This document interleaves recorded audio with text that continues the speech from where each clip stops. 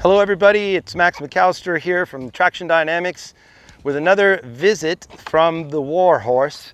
Our hero, Captain Chuck Marble, is back after his fourth Truex crossing of America, and he is in town for a tune-up, so he's actually started his fifth one from Key West, and he's passed up here to Atlanta, so he's on his way to Lebanon, so he's begun his fifth X. And as time's progressed, it's clear he's not going to make it to 10, but it's somewhere between 5 or 6. We're going to see. He's going out to San Isidro, is where this X is going to end, and then I'm kind of trying to talk him into finishing up a sixth one so we can have a big finishing party here in Atlanta after he gets done with the sixth one. So weather permitting, I think we'll get a sixth one out of him.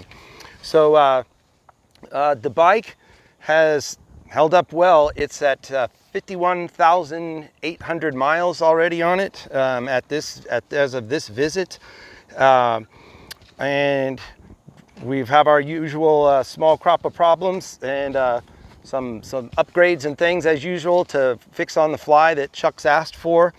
And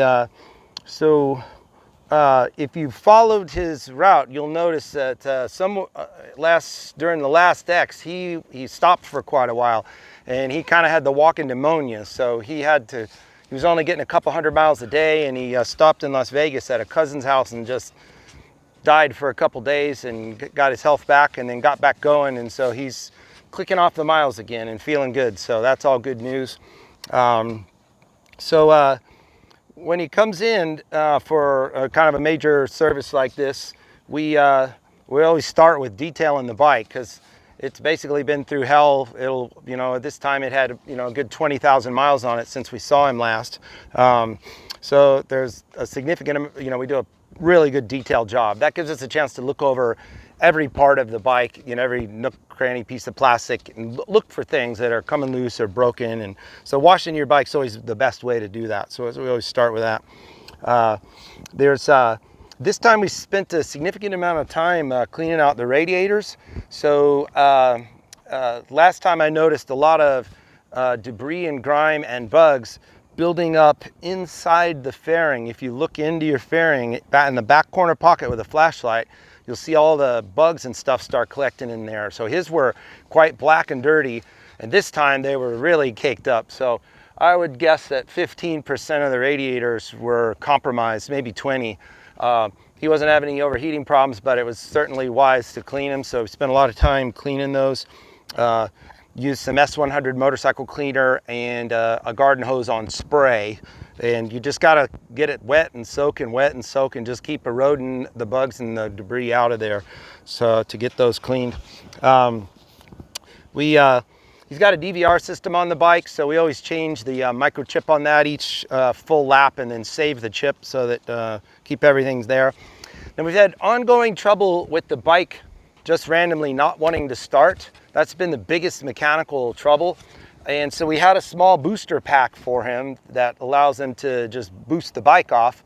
But having said that, we figured out today that all this, and it never seemed to work, but we figured out today that the little booster pack has been defective the entire time. So we're using a defective booster pack to try and boost off a bike that's having trouble. So he had replaced the original battery, and the one that was replaced was like OEM, but not OEM. It was Yuasa, but a lower grade.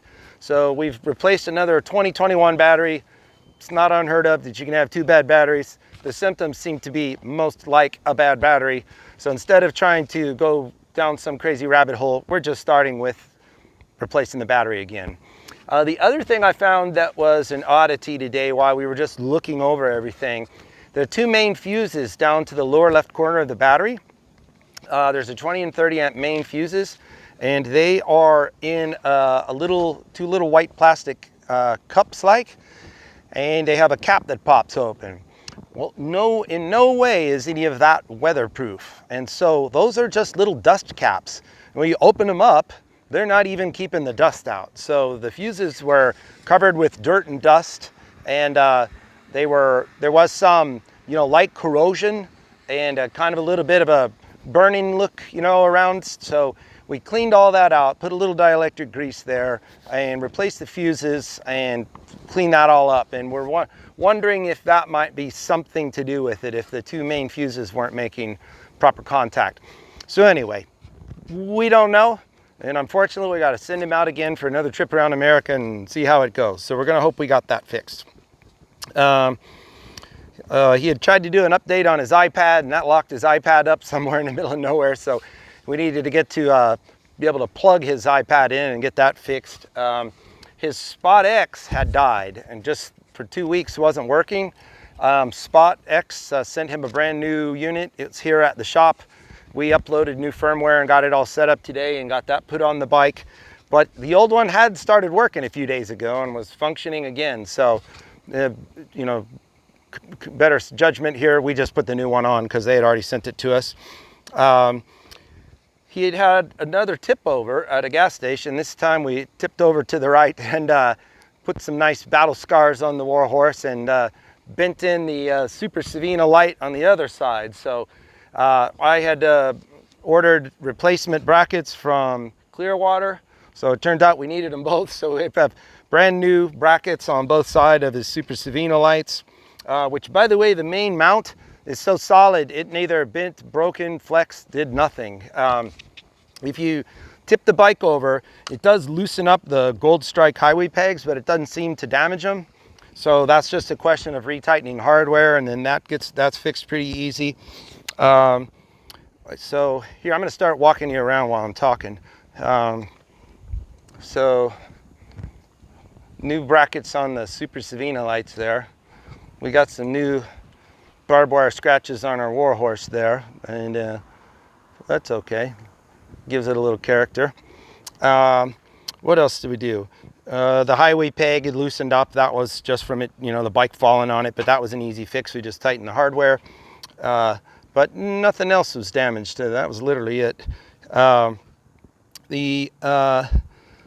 of the Pathfinder lights, the little stud that holds the wraparound cowl light has broken. So I'm going to contact Pathfinder and have them send us a replacement. I'm not sure why that broke, but it just, the little plastic stud that's behind there popped and came apart. His laser jammer, he had it set in the wrong mode, so that wasn't working, but we just reset it to the right mode. Now, he had used up his front brakes again, so at 51,000 miles, we put new front brake pads on the bike on both sides. But incredibly, the rear brake pads are original equipment, 51,000 miles, and they must be at 75%. They're just wearing fantastically. Now, parking brakes. Let's talk about parking brakes. I'm going to put my camera back out here so where you can see me. So he's had ongoing trouble with his parking brake, and he's having to adjust it quite frequently. So I haven't really studied the parking brake before, but today we took his apart and we put new pads on it, and only one of the two pads was burnt, like right down to the metal. So the caliper, it's a mechanical caliper, and it floats like a lot of older Honda calipers did. So it's on a bracket, the caliper floats, which should allow it to self-center. I was always questioning, how is the pad wearing unless you've got the brake dragging? But it seems that his parking brake caliper isn't centering itself properly. Now, I haven't seen if other users are going through their, I haven't paid attention to the chat forums, but we're going to look into it, see if anybody else has had to be adjusting their parking brake frequently. So if you find you're doing that, it means you're burning up one of the pads, and so you'll have to replace the pads. In order to replace the pads, you have to take the wheel off the bike. So just be aware of that. You can change the rear caliper pads with the wheel on. It's difficult, but it can be done, but always easier with the wheel off. But the parking brake cannot be serviced with the wheel on. So you'll have to, that's just something to have in mind there. We changed all the oil and filters, and it was definitely ready for that. We changed the final drive just because it's, fast, easy, and smart business on a bike that we're, really, really sending for tons of miles and counting on it to get him home safely. So that was something we did while we were doing all the other service. Let's see, what else did we do? Oh, we got a new AM/FM antenna. If you remember, we did the experiment where we pulled the crappy non-functioning piece of junk Honda AM/FM antenna out of the right saddlebag, and we just Velcroed it outside of the bike. So this antenna you see here from Honda, the geniuses at Honda, mount it in here underneath this plastic, underneath the trunk, underneath your gear, underneath your luggage rack, and underneath everything. And then they wonder why this bike literally has no AM/FM reception whatsoever. Most people can't hardly get anything at all. So we pulled that out of its location, and then we just Velcroed it here, and it worked. So that was a big improvement, but then we said, well, let's try a real antenna. We found the adapters, and so now we've got a modern style AM/FM antenna on the bike, and it works better than the relocated stock one, so that's cool. I got a little part I found from Sierra Electronics for the new bike. It's a breakover like the old Goldwing just came with from the factory, so why Honda cheaped out and wouldn't put a breakover on their new bike, I don't know, but that's a part. It's 70 bucks from Sierra Electronics. It's pretty expensive, but it is a nice part. It's a nice quality part. So that would allow you to drop and fold your cover or whatever you want to do without having to unscrew and take your whip antenna off. Other than that, we did the general kind of lubrication and fix up of joints and things like that around. And I put a little voltmeter on, a little simple voltmeter, just as something we can use as a test. It's nothing fancy. One of my YouTube and customers here gave me a link to this. It's on Amazon, and it uses an SAE cord that just plugs into your trickle charger cord. And so we took the cord, we just snaked the cord up through the bodywork. This kind of looks ugly, but right now it's more of a diagnostic tool. So we're not going for pretty at this point. We're going for a diagnosis and function. And then lastly, his Garmin, he was on a bumpy road, the mount here was good, but not good enough. If he was trying to read like fine print, he'd have to hold his finger to it. But we drilled a couple holes, passed a zip tie through, and zip tied it down to the Farkle shelf, so that way it is, now it's super ultra rigidly mounted. So hopefully that cures that problem. And then we put a little coat of Honda polish on the old horse here. So Chuck's getting ready to load up, and he will, if you're tracking him, he's going back out. But all in all, the bike's holding up spectacular, and in spite of the trials and tribulations he's been through, and things are going good is all we can say about that. So if you're following him, please keep up with the tracker. I'll try and put the link again. Come pop out here, Chuck, and say hello to everybody once a year. So he's sort of camera shy, so as we all know.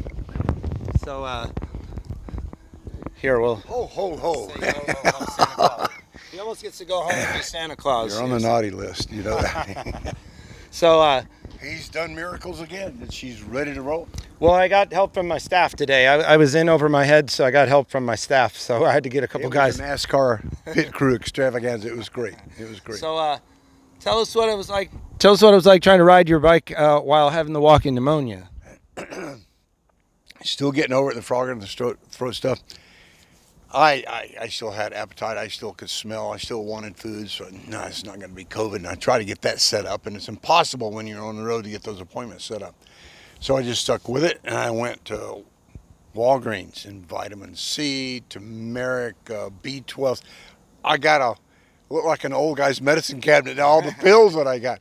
And finally it settled on my lungs and I was able to expel. Cough it up. 2 weeks later, I'm much better. I feel great. I'm ready to go ride again. Well, good. But now I got a bike to ride on. It's great. Nothing major going on, with the exception of that battery. Starting problem. Right? 30 plus jumps on that. I don't know what. It's got to be frustrating. Just a little bit. Just a little bit. But I've been having fun, having a good time. You guys should be out there. So I'm pretty sure if you're watching this, you probably have a gold wing or something similar. So Blow the dust off of it and get out on the road. he's still riding. So weather's what's going to stop him. So he's going to keep going until, you know, either the main run or the Washington run makes it unsafe effectively for him to continue. And then he has a brand new home in Mississippi waiting for him. Yes, about ready to move in. I just want to mention, you're going to be able to see me with that link on Spotwalla.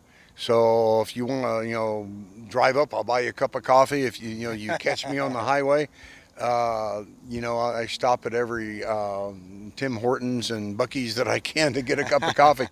So yeah, join me on the road and get the dust off, you know, that bike and ride a few miles. A lot of people have done that. They've popped up at an overpass or an on-ramp and hopped out. Scary. A lot of stalkers out there. So you've gotten used to it, though. It sounds like. I'm going to finish this 5. I'll say hi to you guys as I go by.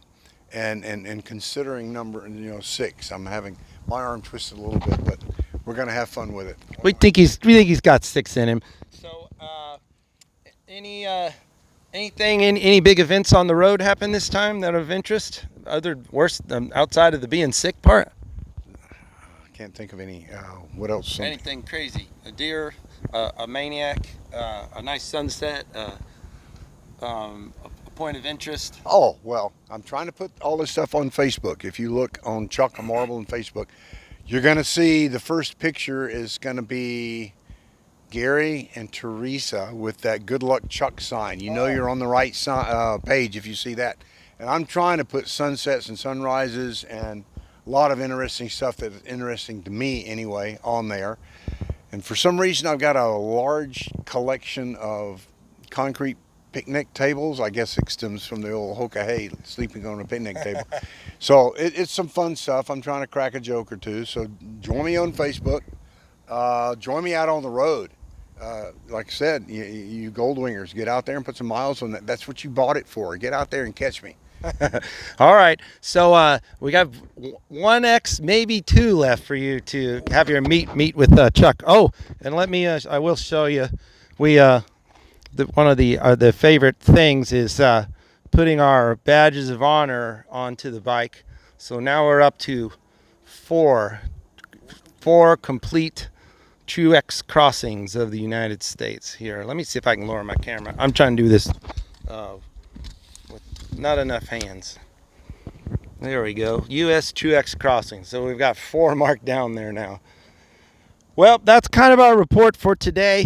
If you've been following us and following Chuck on his epic adventure, we appreciate it. Sorry about my crazy audio video quality. I'm do the best I can with what I got. Thanks for watching. Please give this video a thumbs up. Track Chuck. I'll try and post again the link here where you can track him every day and see where he's up to and how far he's getting.